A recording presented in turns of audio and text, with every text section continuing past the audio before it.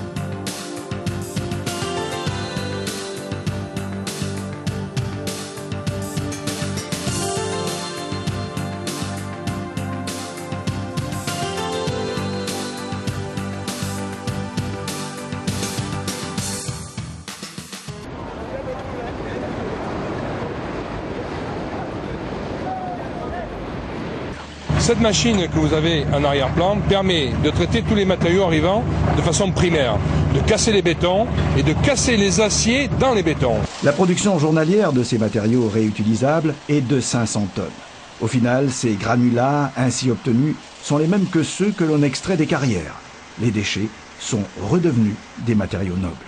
Par ailleurs, on prépare aussi des produits d'avenir, comme cette brique, également obtenue à partir de ces déchets.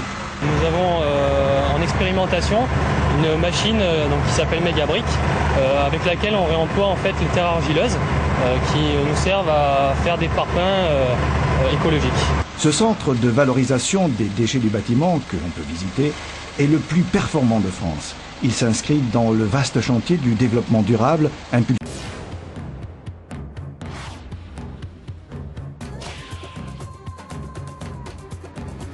Tiens, c'est intéressant de voir que les maisons en terre ont été protégées du feu. Je vais prendre des photos. En effet, cette résidence secondaire, en acier et en bois, a été détruite par l'incendie. En revanche, les constructions en terre, comme ce mur, ont été à peine noircies par les flammes. Quant à la maison voisine, 50 mètres plus loin, une maison en terre construite par Stephen, elle a été épargnée. Sur une étape clé, il a inventé un système rapide de coffrage qu'il a breveté. Ces plaques se montent et se démontent comme un mécano. Elles permettent à ses ouvriers de monter un mur beaucoup plus vite. Ensuite, il n'y a plus qu'à tasser la terre et le tour est joué. Mais pour arriver à construire avec ce matériau naturel, Stephen a surtout dû faire une entorse à ses principes écolos. Car dans cette terre récupérée sur place, il n'y a pas assez d'argile, un liant naturel pour solidifier le mur. Alors il a fait rajouter un ingrédient que l'on connaît bien, du ciment.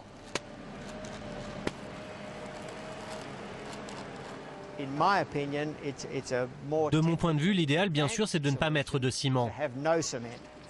Nous, si on en met, c'est parce que c'est plus rapide, c'est plus facile et c'est moins cher. Et si vous en utilisez trop peu... Utilisez moitié moins de ciment qu'il n'en faut pour un pavillon en béton. Et en se servant de la terre, il aura aussi évité de puiser des tonnes de sable dans l'environnement. Le rêve de bâtir des maisons en terre plus écolo et moins chères semble donc à notre portée.